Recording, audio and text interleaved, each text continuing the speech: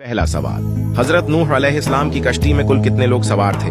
5 4 3 2 1। जवाब है 80 लोग। इंसान 1 मिनट में कितनी दफा सांस लेता है? 5 4 3 2 1। जवाब है 20 दफा।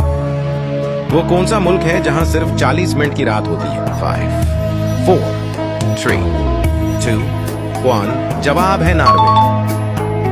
दुनिया की सबसे लंबी दीवार कौन सी है? 5 4 3 2 1। जवाब है दीवार चीन।